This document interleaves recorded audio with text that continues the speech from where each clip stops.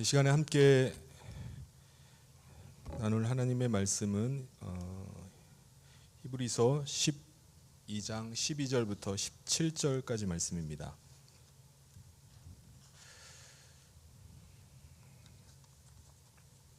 한 절씩 교독하도록 하겠습니다. 그러므로 피곤한 손과 연약한 무릎을 일으켜 세우고 너희 발을 위하여 곧은 길을 만들어 저는 다리로 하여금 어그러지지 않고 고침을 받게 하라. 모든 사람과 더불어 화평함과 거룩함을 따르라. 이것이 없이는 아무도 주를 보지 못하리라. 너희는 하나님의 은혜에 이르지 못하는 자가 없도록 하고 또 쓴 뿌리가 나서 괴롭게 하여 많은 사람이 이로 말미암아 더럽게 되지 않게 하며 음행하는 자와 혹 한 그릇 음식을 위하여 장자의 명분을 판 에서와 같이 망령된 자가 없도록 살피라. 너희가 아는 바와 같이 그가 그 후에 축복을 이어받으려고 눈물을 흘리며 구하되 버림바가 되어 회개할 기회를 얻지 못하였느니라. 아멘. 저와 여러분은 이 땅에서 하나님 나라 백성으로 살아갑니다.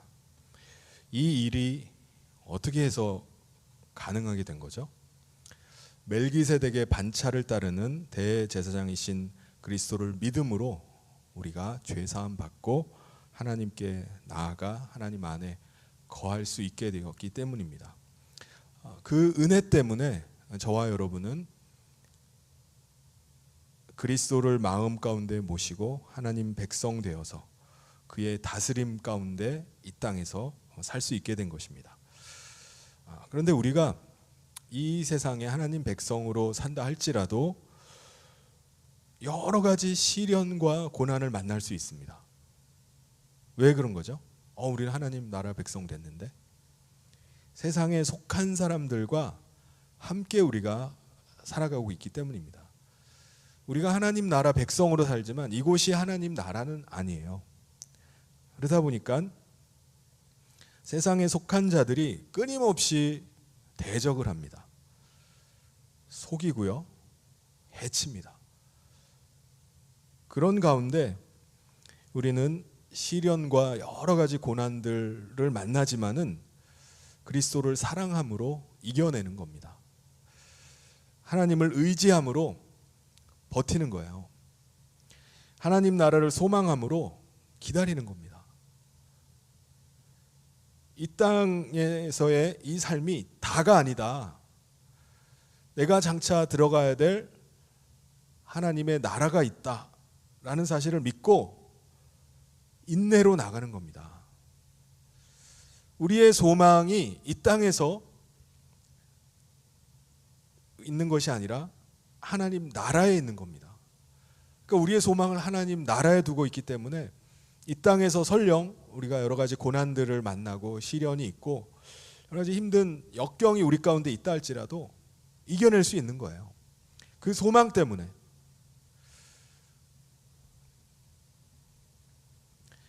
요즘 보면은 그 운동을 하는 젊은 사람들이 많이 있습니다. 우리 그 앞에 동에 2층에 피트니스가 있잖아요. 젊은 사람들이 얼마나 많이 오는지 몰라요.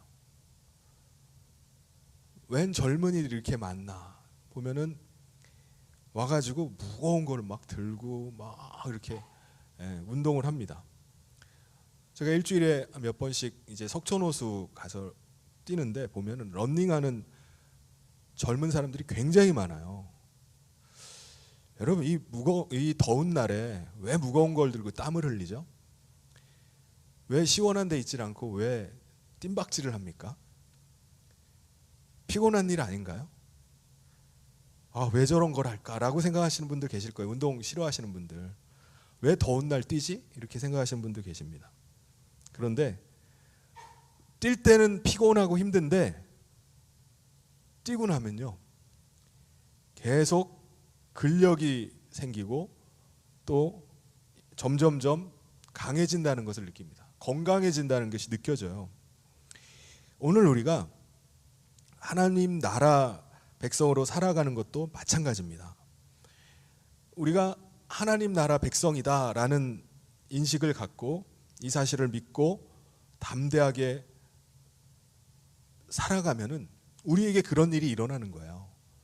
그런데 반대로 내가 하나님 나라 백성인데도 아닌 것처럼 사는 겁니다. 세상 사람들과 구별이 되지 않도록 내가 마치 세상에 속한 사람처럼 사는 거예요. 예수 믿으세요? 라고 물어봐도 아닌 것처럼 하는 겁니다. 그러면은 세상에 속해 있는 사람들과 부딪힐 일이 없는 거죠. 시련과 고난을 안 받을 수 있습니다. 내가 하나님 나라 백성인데도 내 자신을 감추고 세상에 속해서 그냥 비스무리하게 비슷하게 이렇게 살아가면은 힘들지 않을 수는 있습니다. 그런데 그럼에도 불구하고 내가 하나님 나라 백성이라는 사실을 드러내면서 담대하게 살아갈 때, 그리스도를 의지해서 믿음으로 순종하면서 살아갈 때 우리에게 더 힘이 붙는 것입니다. 우리를 더 강한 백성 되게 하는 거예요. 점점점 더 능력 있는 하나님 백성의 삶을 사는 것을 우리가 경험하게 하는 것입니다. 그래서 힘들더라도 더운 날에 뜀박질 하는 것처럼, 무거운 거를 들었다 놨다 들었다 놨다 계속 운동하는 것처럼, 오늘 우리도 내가 하나님 나라 백성의 삶을 살아내야 되는 겁니다. 그래서 오늘 말씀해 보면은 뭐를 말씀하죠? 12절 우리 같이 한번 읽어보도록 하겠습니다. 시작. 그러므로 피곤한 손과 연약한 무릎을 일으켜 세우고. 이 말이 하나님 나라 백성이라는 이 사실을 굳게 믿고 그 백성의 삶을 사는 겁니다. 내가 이 대한민국의 국민이지만은 나는 나를 다스리는 분은 그리스도이라는 사실을 믿고 그 믿음으로 순종하면서 사는 거예요. 그때 우리 가운데 힘이 생기는 겁니다. 그리스도인으로서 더 강한 삶을 사는 거예요.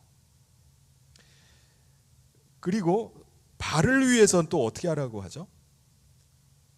13절 같이 한번 읽겠습니다. 시작. 너희 발을 위하여 곧은 길을 만들어 저는 다리로 하여금 어그러지지 않고 고침을 받게 하라. 우리가 가야 될 길, 걸어야 될 길은 곧은 길로 가라는 거예요. 미얀마 개혁신학교에 이번에 이제 가서 보니까는 도로 포장이 굉장히 많이 됐습니다. 레구시에서 학교까지 이제 지방 국도가 한 10km 정도 되는데 시멘트 포장이 굉장히 많이 깨져 있었어요. 막 움푹움푹 패여 있고 길 상태가 안 좋았는데 상당 부분이 아스팔트로 포장이 됐습니다.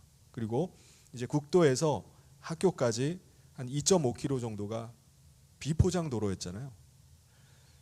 근데 지금은 거의 포장이 끝났고 시멘트 포장이 끝났고 비포장 도로가 한 500m 정도 아직 비포장 상태입니다. 비포장 도로에다가 우리가 또 헌금도 하고 뭐 해가지고 마을 사람들 동원해가지고 큰 돌덩이들 막 깨가지고 갖다가 뿌리고 벽돌 막 잘게 부숴가지고 뿌려놓고 했는데도 비만 오면은 이것들이 쓸려 나가고 땅이 꺼지고 해가지고 도로가 굉장히 울퉁불퉁합니다. 그래서 선교사님이 가면서 그러시는 거예요. 막 흔들리면서 막 이렇게 줄렁줄렁하면서 가면서 여기 선교 오신 분들이요, 이거 보면서 선교지에 왔다고 선교지에 온 것 같다라고 얘기를 하십니다. 늘 좋은 길로만 다니다가 이런 데 딱 오면 여기가 선교지야 맞아 이렇게 얘기한다는 거예요. 남겨주는 것도 괜찮다 이렇게 얘기를 하시더라고요. 그런 길을 우리가 걸어 다니면 어떻게 될까요? 잘못하다가는 발을 접지릅니다. 이게 움푹 패여 있는데 이게 평지면은 그냥 마음 놓고 다니는데 이게 언제 어느 정도 꺾여 있는지 모르는 거예요. 그러다 보면 다치게 됩니다. 우리가 하나님 나라 백성으로 이 땅에 사는 동안에 우리가 어떤 길로 다녀야 되죠? 바른 길, 옳은 길, 곧은 길로 다녀야 됩니다. 그럼 세상에 속해 있는 사람들은 어떤 길을 선호할까요? 빠른 길입니다. 험한 길이라도 빨리 가고, 빨리 가기 위해서 지름길로 가길 원하고 우회하려고 합니다. 근데 우리도 그런 길을 가고 싶은 때가 있죠. 빨리 좀 갔으면 좋겠다. 변칙적인 방법을 동원하고 안 좋은 방법을 동원해서라도 가고 싶어 합니다. 그런데 우리가 가야 되는 길은, 우리가 걸어야 되는 길은 어떤 길이라고요? 더 오래 걸린다 할지라도 옳은 길로 가는 거예요. 곧은 길로 가야 됩니다. 그 길로 가면 어떻게 된다고 말씀하죠? 저는 다리라 할지라도 어그러지지 않게 한다라고 말씀합니다. 더 이상 다리를 접지르는 일이 없을 거다라는 말씀입니다. 그리고 접지른 다리라 할지라도 그 길로 다니면 고침을 받을 것이다 라고 말씀합니다. 여러분, 허리 디스크가 생기는 이유가 뭐죠? 여러 가지 이유가 있지만 대부분은 자세 때문이라고 합니다. 자세. 그래서 이거를 고칠 때에도 제일 먼저 얘기하는 게 자세를 바르게 잡는 거예요. 그럼 오늘 우리가 바른 길로 가고 의의 길로 가고 온전한 길로 갈 때, 옳은 길로 갈 때 우리가 온전케 되는 것입니다. 우리가 그 길로 갈 때 그리스도인으로서 삶을 사는 거예요. 그럼 우리가 이 세상 사는 동안에 그리스도인으로 사는데 힘든 이유가 뭡니까? 세상 사람들과 다른 마음을 갖고 살기 때문에 그렇습니다. 세상에 속해 있는 사람들과 다른 마음은, 세상에 속해 있는 사람은 자기가 원하는 대로 사는 거예요. 자기가 하고 싶은 대로 살아갑니다. 그런데 우리를 주관하시는 분의 뜻을 쫓아서 사는 겁니다. 세상에 속해 있는 사람들은요, 자기 안에 탐욕과 욕망을 쫓아 살아가요. 그걸 계속 쫓아가면은 그거를 취하기 위해서 하는 일들이 다 죄악입니다. 그래서 우리가 주변을 둘러보면은, 인간의 탐욕과 욕망이 도대체 어디 있나? 그 죄악이 드러나는 곳이 바로 세상입니다. 그래서 추악한 온갖 죄악들, 어디를 봐도 그 죄악으로 가득 차 있어요.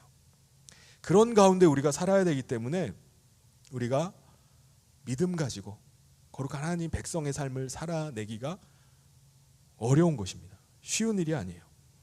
그런데 그러한 사람들과 더불어서 사는 동안에 어떻게 살라고 말씀하죠? 우리 14절을 같이 한번 읽어보겠습니다. 시작. 모든 사람과 더불어 화평함과 거룩함을 따르라. 이것 없이는 아무도 주를 보지 못하리라. 뭐라고 말씀하죠? 모든 사람과 더불어서 화평하고 거룩함을 따라서 살라는 거예요. 이게 쉬운 일인가요? 상대방은 나를 해하려고 해요. 상대방은 자꾸 나를 속이려고 합니다. 상대방은 나를 계속 이용하고 적대하는 일을 해요. 그런데 내가 그들과 어떻게 하라고요? 화평하라는 거예요. 거룩함을 지켜나가라는 겁니다. 아니, 이 인간이 나한테 이렇게 그래서 한번 해봐. 진흙탕에 뒹굴듯이 서로 치고받고 그렇게 살지 말라는 겁니다. 어떻게 해서든지 그들과 화평하고 거룩함을 지키면서 살라는 거예요. 우리는 때때로, 여러분은 혹시 이런 생각이 안 드십니까? 속세를 떠나서 좀 자연인으로 살고 싶다. 그러니까 인간들이랑 부딪히지 않고 그냥 나 혼자 살면은 나 혼자 얼마나 화평하겠어요. 누구랑 부딪힐 일도 없어요. 그냥 나 혼자 거룩하게 살면 될 것 같아요. 이런 생각이 들 때도 있습니다. 왜 그런 거죠? 부딪히기가 싫은 거예요. 사람들과 막 이렇게 얽히고 설켜가지고 마음의 평안을 잃어버리고 같이 더러워지고 막 이런 거 같은 거예요. 그러니까는 차라리 그냥 화평하고 거룩하게 살려면 속세를 떠나야지 뭐. 그래서 자연인처럼 그냥 유유자적하면서 부딪히지 않고 평화롭게 행복하게 그렇게 사는 게 좋겠다라는 생각이 드는 겁니다. 근데 그럼에도 불구하고 뭐라고 말씀하죠? 아까 읽은 말씀에 모든 사람과 더불어서 살라는 거예요. 모든 사람과 더불어서. 그 이유가 뭡니까? 우리 가운데 빛이 있기 때문에 그래요. 우리 가운데 그리스도께서 임하셨잖아요. 그리스도께서 사시고 계십니다. 그리스도는 어둠 가운데 임하신 빛이십니다. 그래서 우리 가운데 하나님의 영광이 임한 거예요. 이 영광이라는 것은 이 어둠의 세상 가운데 영광을 보여줄 수 있는 사람은 누구죠? 빛이 있는 사람입니다. 그래서 우리가 아니면은 이 세상 어느 누구도 빛을 볼 수가 없는 겁니다. 이 어둠 속에 살고 있는 사람들, 속해 있는 사람들은 우리가 아니면은 빛을 볼 일이 없어요. 하나님의 영광은 오직 빛이 있는 사람을 통해서만 볼 수가 있는 겁니다. 이것 없이는 아무도 주를 보지 못하리라 라고 말씀하는 거예요. 우리의 삶을 통해서 보여줄 수밖에 없다는 겁니다. 사람들은 지금 깊은 어둠 가운데 아무것도 보질 못합니다. 그렇게 살아가기 때문에 안 보이니까 내가 무슨 짓을 해도 다 모를 거라고 생각하는 거예요. 귀가 어두운 사람들은 어떻게 하죠? 목소리가 커져요. 자기처럼 다 안 들릴 줄 알고 자꾸 목소리를 막 크게, 목소리 왜 이렇게 크게 합니까? 다 안 들릴 줄 아는 거예요. 어둠 속에 있는 사람들은 다 안 보인다고 생각하는 겁니다. 내가 안 보이니까. 그래서 안 보이니까 죄악 가운데 살아가요. 그들 가운데 빛이 있음을 보여주라는 겁니다. 하나님 백성의 거룩한 삶을 그들에게 나타내라는 거예요. 그들이 우리를 통하지 않고는 아무도 주를 보지 못하기 때문입니다. 그래서 우리가 이 세상에 사는 동안에 더불어서 화평함을 누리게 하는 거예요. 거룩함이 무엇인지를 보여주는 겁니다. 우리 15절 말씀을 같이 한번 읽겠습니다. 시작. 너희는 하나님의 은혜에 이르지 못하는 자가 없도록 하고 또 쓴 뿌리가 나서 괴롭게 하여 많은 사람이 이로 말미암아 더럽게 되지 않게 하며. 여러분, 우리가 이 땅에서 하나님 백성으로 사는 동안에 우리는 늘 정신 차리고 있어야 됩니다. 깨어 있어야 돼요. 그렇지 않으면은 우리도 탐욕과 욕망을 쫓아갈 수 있습니다. 그런데 우리에게 주어진 은혜가 뭐죠? 은혜. 그것은 그리스도께서 2000년 전에 십자가에서 흘린 피가 있다는 겁니다. 그 은혜 때문에 우리는 그 피를 의지해서 회개하고 고침받고 온전하게 될 수 있는 거예요. 그 은혜가 없다면은 죄악 가운데 우리가 어떻게 다시 하나님께 돌이킬 수 있겠습니까? 우리가 탐욕과 욕망에 혹 넘어가서 그것이 우리를 주장하면서 세상에 속해서 살아가는 일이 있더라도 우리가 하나님께 돌아올 수 있는 것은 그리스도의 은혜가 있기 때문이에요. 우리는 그 믿음으로 말미암아 우리는 세상에서 구원받아서 하나님께 속한 자가 된 것입니다. 그렇다면은 우리가 구원받은 자로 어떻게 해야 되죠? 구원을 받았으면 구원을 이루라고 말씀을 합니다.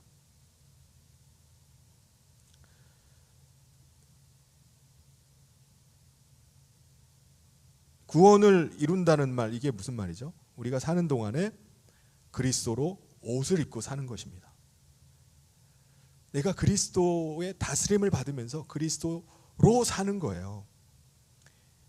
그래야지 우리가 이 믿음을 지키고 끝까지 완주를 해야지 완전한 하나님 나라 가운데 이제 들어가게 되는 것입니다.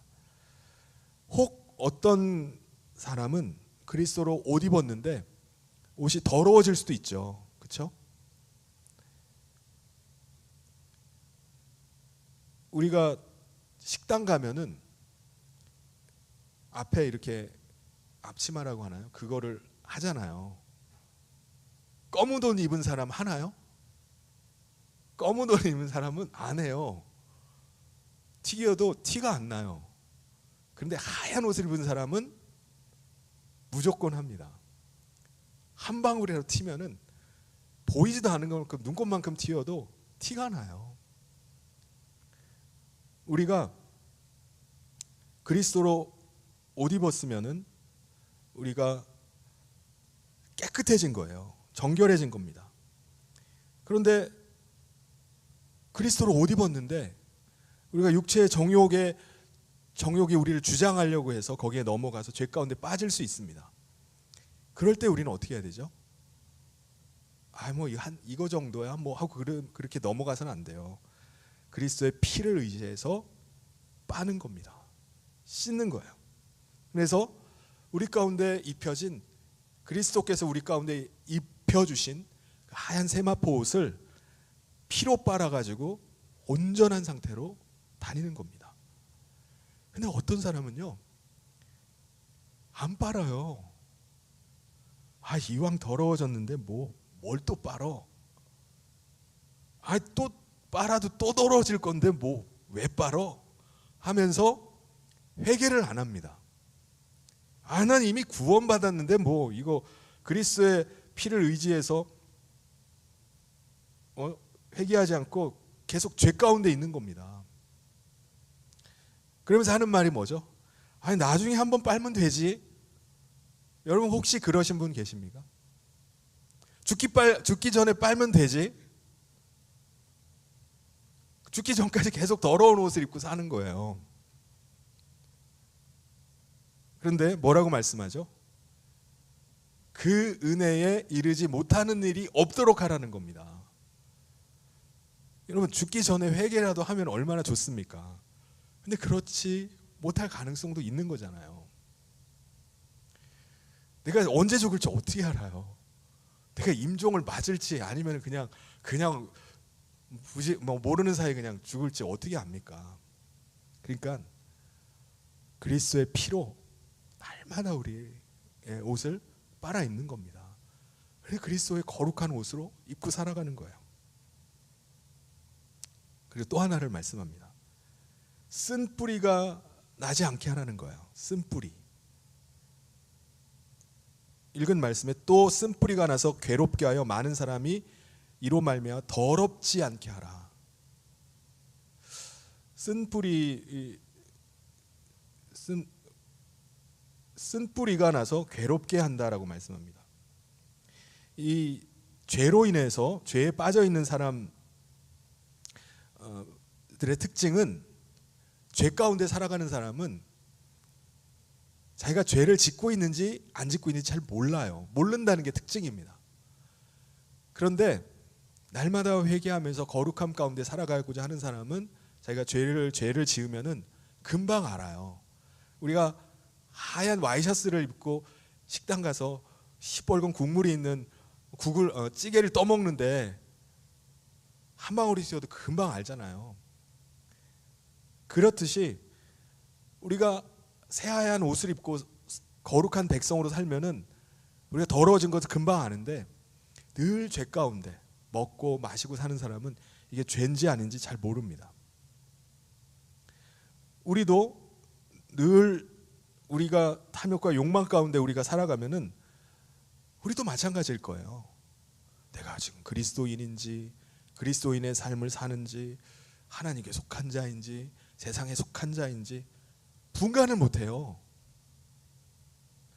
그런데 사탄이 어떻게 하냐면요, 오늘 오전에도 읽은 말씀처럼 우는 사자와 같이 삼킬 자를 찾아다닙니다. 그래서 우리에게 탐욕과 욕망의 씨앗을 계속 뿌려요. 계속 뿌립니다. 계속 자극을 하고 부추겨요. 그러면은 그 가운데서 우리가 탐욕과 욕망의 씨앗이 발화를 해서 싹을 틔웁니다. 사탄이 우리 가운데 계속 자극한 것들이 싹이 나는 거예요. 반응을 우리가 하는 겁니다. 근데 겉으로 보면 잘 몰라요. 이게 내 탐욕에 의해서 내가 지금 하고 있는 건지, 내 욕망에 의한 건지, 내 마음의 숨은 동기가 안 보입니다. 어떤 사람은요, 겉으로 보면 정말 그럴듯해요. 막 의를 행하는 것 같고 남을 돕는 것 같고 굉장히 선한 뜻으로 하는 것 같이 보이는 사람이 있어요. 그런데 그 안에 숨은 동기가 악한 것일 수 있습니다. 자기 속 꿍꿍이를 가지고서 그걸 통해서 이득을 취하려는 그 일을 계획하고 있는 사람이 있을 수가 있어요. 그게 오늘 말씀에 나오는 쓴뿌리입니다. 뿌리가 겉으로 드러나진 않습니다. 뿌리는 땅 밑으로 계속 자라요. 그래서 겉으로 드러나는 게 아닙니다. 땅 속으로 계속 깊이 깊이 들어갑니다. 우리 마음에도요, 이 쓴뿌리가 뿌리 내릴 수 있습니다. 우리 마음에 그걸 감추고 있기 때문에 겉으로는 안 드러나요. 겉으로는 선한 것이 드러날 수 있고, 겉으로는 의로운 일이 의로운 것으로 드러날 수 있습니다. 그런데 그 일로 인해서 어떻게 된다고요? 많은 사람들이 함께 더러워진다는 것입니다. 왜 함께 더러워지죠? 같이 속기 때문에 그래요. 주변 사람들 함께 같이 속아서 더러운 일에 같이 동참하게 되는 겁니다. 그 가운데 함께 있는 겁니다. 그래서 우리가 어떻게 해야 되죠? 정신 차리고 있어야 되는 겁니다. 깨어 있어야 돼요. 사탄이 계속 우리를 자극하고 부추겨서 탐욕과 욕망을 쫓아가게 하는 것을 막아야 됩니다. 거부해야 돼요. 쓴뿌리가 자라지 못하도록 하고, 쓴뿌리가 보이는 대로 어떻게 해야 되죠? 뽑아내버려야 됩니다. 네. 여러분, 우리 안에 계시는 분이 누구십니까? 누구시죠? 그리스도십니다. 우리 안에 그분이 그리스도께서 거하시기 때문에 우리를 누구보다 잘 알고 계세요. 그분 앞에 우리 마음을 감출 수 있나요? 속일 수 있나요? 사람들에게는 좋은 것만 보여줄 수 있습니다. 사람의 눈은 속일 수 있어요. 그런데 우리 안에 계신 그리스도는 속일 수가 없어요. 우리를 훤히 들여다보십니다. 그걸 어떻게 속입니까? 그래서 쓴뿌리가 나지 않게 하라는 거예요. 우리 16절 말씀을 같이 한번 읽어보겠습니다. 시작.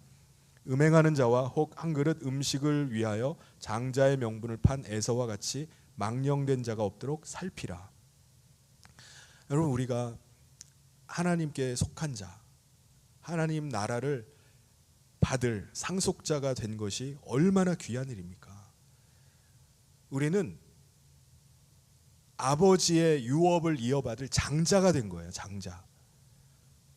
그런데 에서라는 사람은 어떻게 했죠? 음식 한 그릇에 그 장자권을 넘겨버린 사람입니다. 아버지의 유업을 이어받을 것을 우습게 여긴 거예요. 여러분, 한 그릇 팥죽이나 음행이나 이런 것들은 잠깐입니다. 잠깐. 여러분, 뷔페 가가지고 어제 애슐리 애들 이렇게 가서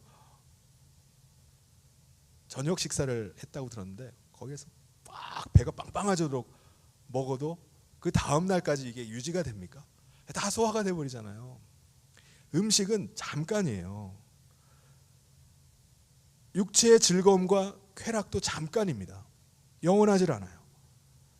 여러분, 마약이 무서운 게 뭐죠? 마약이 중독이 무서운 겁니다. 중독. 왜 중독이 됩니까? 이 즐거움과 마약을 통해서 얻는 쾌락이 짧기 때문에 그렇습니다. 그러니까 계속 그걸 해야 되는 거예요. 마약을 점점 센 거를 해야 됩니다. 그러니까 나중에는 중독이 되어서 그 마약에서 헤어나질 못해요. 그 늘 중독 상태에 있는 겁니다. 여러분, 잠시 한순간의 쾌락과 즐거움을 위해서 귀한 것, 영광스러운 것, 이거를 포기하지 말아야 됩니다. 영원한 것을 포기하지 말아야 돼요. 여러분, 저와 여러분은 하나님의 나라를 상속받을 장자권을 얻은 사람이에요. 우리는 그럴 자격이 안 되는 사람이에요. 그런데 하나님의 일방적인 은혜로 차자인 야곱이 에서 대신에 그 장자권을 얻어내고 아버지의 유업을 받은 것처럼 우리는 자격이 없던 사람들인데 장자의 축복을 받은 거예요. 이거 얼마나 영광스러운 일입니까? 그런데 한순간의 쾌락을 위해서 영원한 것들을 놓치는 사람들이 있어요. 그걸 만약에 놓치면 어떻게 됩니까? 17절을 우리 같이 한번 읽어보겠습니다. 시작. 너희가 아는 바와 같이 그가 그 후에 축복을 이어받으려고 눈물을 흘리며 구하되 버린 바가 되어 회개할 기회를 얻지 못하였느니라. 에서는요, 이 장자가 된 것, 나라 아버지의 유업을 상속받는 것의 가치를 몰랐어요. 그렇게 큰 건 줄 몰랐던 겁니다. 장자인데도 그걸 몰랐어요. 그래서 자기의 복을 자기가 버린 겁니다. 그러니까 나중에 어떻게 하죠? 그거 어떻게 다시 못 받습니까? 그거 어떻게 안 될까요? 아버지 장자 축복 다시 해주면 안 되나요? 어떻게 다시 주시면 좀 남은 거 없나요? 이러고 있는 거예요. 소용이 없다는 겁니다. 오늘 우리가 이 세상에서 하나님 나라를 유업으로 얻을, 상속받을 은혜를 얻었다면요, 붙잡아야 되는 거예요. 그걸 끝까지 쥐고서 인내함으로 나가야 되는 겁니다. 힘들더라도 믿음으로 가는 거예요. 그 길을 당당하게 걸어가는 겁니다. 힘들더라도 그냥 젖어가지고 하는 게 아니라 주먹을 쥐고 무릎을 세우고 곧은 길로 가는 거예요. 그 길을 계속 갈 때 어떻게 된다고요? 하나님 나라의 백성의 삶을 더 능력 있게 살아가는 겁니다. 어떻게 세상에 비벼가지고 비슷하게 드러나지 않게 사는 게 잘 사는 게 아니에요. 더 약해집니다. 특별히 오늘 우리는 빛을 드러내야 되는 사명을 받았습니다. 그럼 우리가 아니면은 이 세상이, 이 어둠의 세상 가운데 어떻게 하나님의 영광을 볼 수 있겠습니까? 우리가 빛을 드러내야 되는 사명을 받은 겁니다. 또한 우리가 이 세상에 사는 동안에 사탄이 뿌려놓은 여러 가지 탐욕의 쓴뿌리가 내릴 수 있습니다. 계속해서 우리 눈에 보이진 않지만 깊이 뿌리 내려서 탐욕과 욕망의 뿌리가 자라고 있을 수도 있어요. 그것을 우리가 걷어내야 됩니다.